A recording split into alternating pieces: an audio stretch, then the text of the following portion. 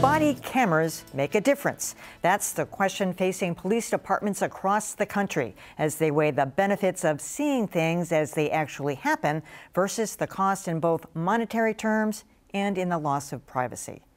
Last night on Greater Boston, Governor-elect Charlie Baker weighed in. To me, the answer on this one is try it. Let's try some demonstrations and see how it works. Also at issue, the impact of cell phone cameras on policing. On Staten Island, video of the chokehold that led to Eric Garner's death failed to convince a grand jury to indict the officer involved. But here in Massachusetts, a state trooper was just placed on restricted duty as a result of this cell phone video that appears to show him pepper spraying a man who was filming a protester being arrested. And a Fall River man is suing that city's police department, claiming he was jailed overnight and charged with conducting an illegal wiretap for videotaping a police officer working on a traffic detail. Joining me now is civil rights attorney Howard Friedman. He's part of the law office that's filing that suit. And James Machado, executive director of the Massachusetts Police Association and also a Fall River police officer. Welcome.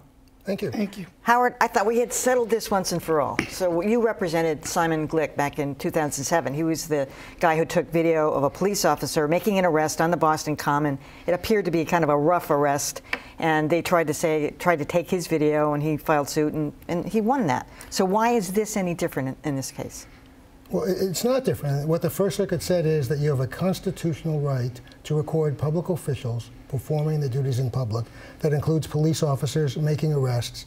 Mr. Thompson was recording an officer on detail because he was talking on his cell phone and swearing. He thought he was behaving inappropriately. He ended up being the one arrested. It was illegal. Okay, did Mr. Thompson think that the police officer was swearing at him, or was he just swearing to somebody on the phone? He was swearing to somebody on the phone. Yeah. It was a conversation that continued, continual swearing. A woman walked by. She seemed to be upset by it. And so he thought he would record it, really to show the police department that this was inappropriate. So who grabbed the cell phone? The police officer in question? The officer in question who arrested him grabbed it, and it turned out that the phone was wiped. And when they did a scientific study, it was actually done by the police officers punching codes in the iPhone until it finally reset. Another 18 minutes accidentally erased by Rosemary Woods or Similar, whatever. Yes. So, Officer Machado, what's the problem here? Why not? I mean, what's the opposition to having cell phone video of officers in action? Well, I think the problem that most would have is it be an accurate depiction, a full depiction of the entire scenario or the entire sequence.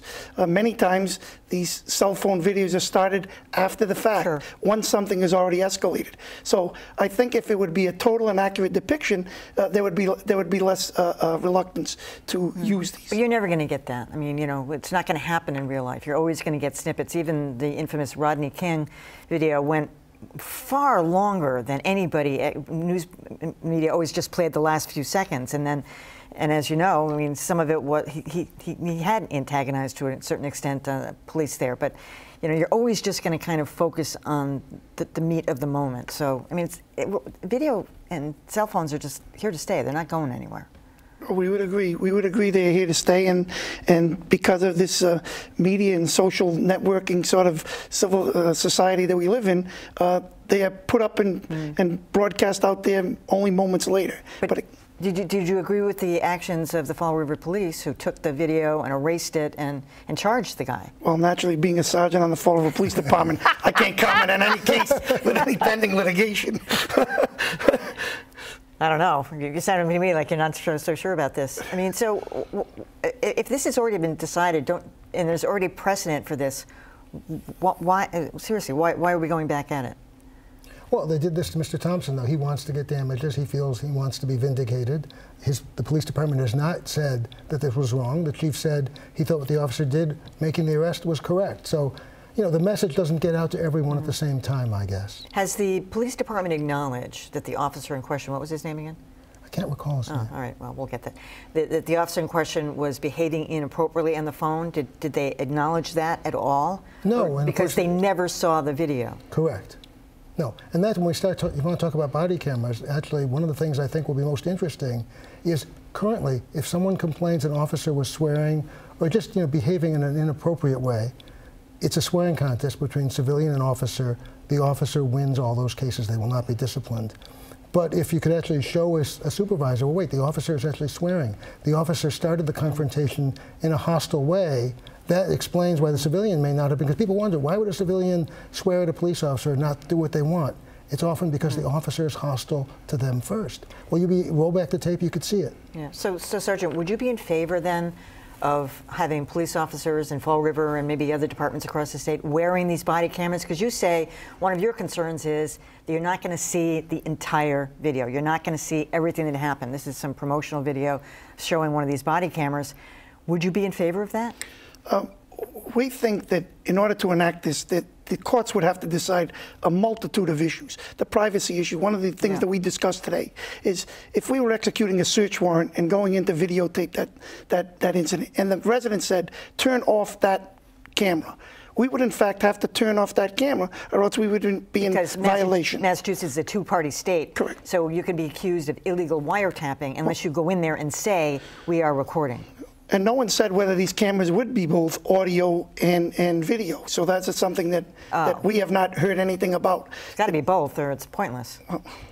No one's come to us and said that would be the case. But those are all factors that have to be weighed as far as what we would actually get. We'd hate to think, we're somewhat taken aback to think that in response to the incidents that the president found $200 million to say we're going to use body cameras. When we've tried for years now, including here in Massachusetts, to try and get increased money for training and education, which are really the basis of all of this. A trained and educated police officer will tend to make better decisions and be more respectful. The other thing we looked at is we've tried to get tasers in every police department to de-escalate situations, to have another in the force continuum, something before deadly force. We have them in Fall River. They have the greatest tool that I've seen in my 35 years of policing. It is incredible what how the situation de-escalated, and there is no more physical contact. As you know, Officer Darren Wilson said he did not have one. It wasn't mandatory in the police force. But going back to the issue of the body cameras, you're the lawyer. Would a police officer have to tell somebody if they were executing a search warrant or something that they were recording the conversation? Well, it's not really a two-party state here. The fact is that's only for, you need consent for secret recording. Yeah. If the camera is obvious, then it's not secret. Well, how obvious is it? And that's, Mr. Glick had his cell phone out, therefore it wasn't secret. That's what the First Circuit said when they discussed the state statute. So I don't think so. The fact is, it's true you need to have policies. The Justice Department has come out with some policies. The ACLU has some policies. There are details that have to be worked out, but they can be worked out. They are being worked out in other places. Are you concerned about the privacy issue? Because that can flip the other way, too. You start recording, and then suddenly a news outlet like ours, files a FOIA request. We get the video, and it totally humiliates and embarrasses